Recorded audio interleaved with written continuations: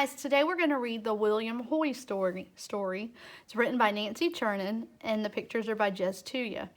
I want you to think about, what do you think is the main idea or the central idea of this book? What do you think the author is trying to tell us or wants us to understand about William Hoy? Okay? The William Hoy story. William scooped dust to dry the sweat off his slick rubber ball. He stared at the X he had chalked on the barn wall. His eyes closed. He opened them and threw. Bam! He hit the mark. He stepped back so he could try again. His mother waved her arms. She was applauding him. She touched her fingers to her mouth to signal eating. He read her lips as she said, "Dinner." William pulled out his pad and pencil. He scribbled, "Just a few more. I want to be perfect for tryouts." His mother nodded. His family was passing the mashed potatoes around the table when William pushed open the door. He read his father's lips telling him to wash up for dinner. He also read what his father's lips mouthed to his mother. "Baseball," his father said, shaking his head. "It will never last." Still, William couldn't wait to try out at his school, the Ohio State School for the Deaf. At tryouts, he threw the ball. He caught it, he batted, and he waited. "Too small," the team captain said. William never got much taller than 5'5". He couldn't do anything about that. But maybe they'd give him another chance if he aimed better and ran faster. So every day, after homework and chores, he practiced. One day, William was standing outside the cobbler shop where he fixed shoes, wistfully watching men play baseball in a far-off field. A foul ball crashed by his feet. With his strong, sure arm, he threw the ball straight into an amazed player's waiting hand. "Hey, kid," the player called.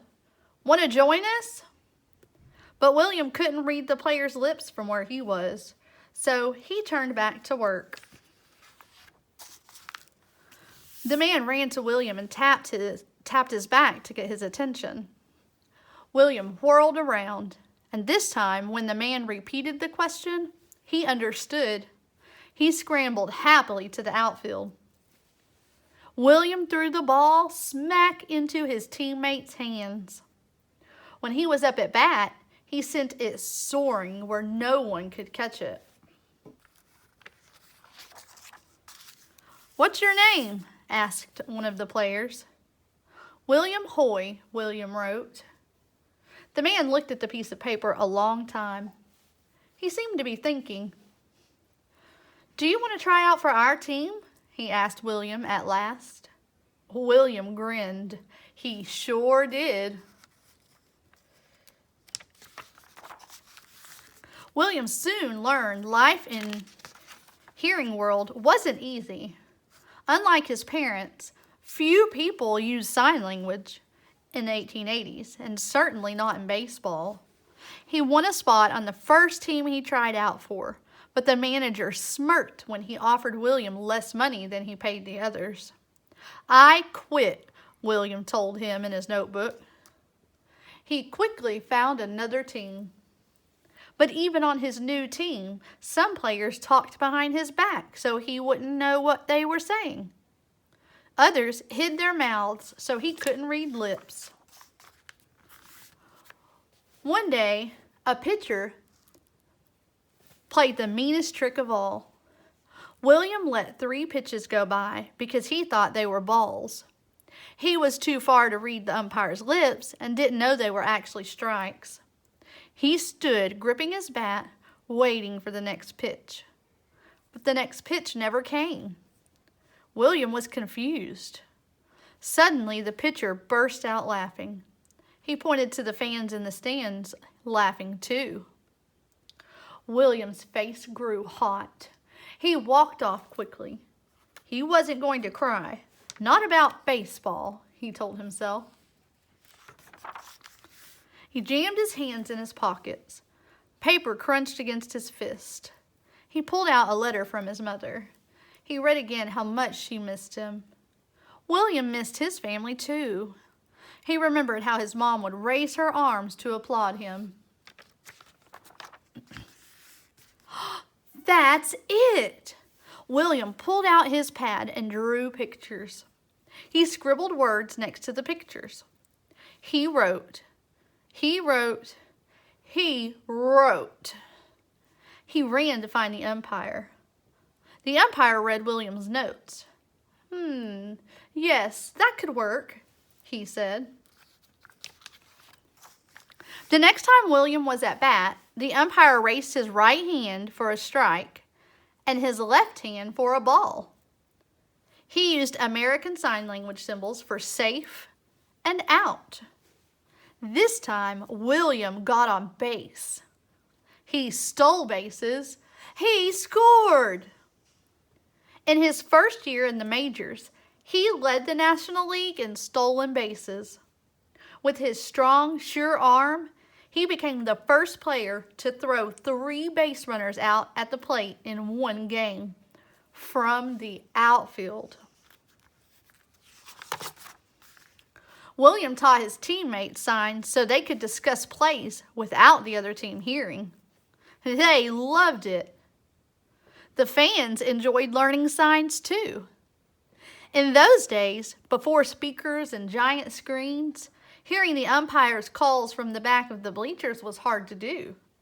Now, even the farthest member of the crowd could see the signals. Teams begged for William. He played for several before signing with the Cincinnati Reds near his family farm.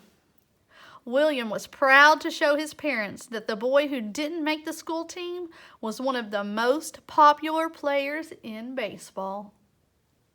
When William stepped up to the plate, shaking his bat over his shoulder, fans knew he'd hit or walk his way to first, then swiftly steal his way around the bases. Carefully watching the signals, he led the American League in walks in 1901.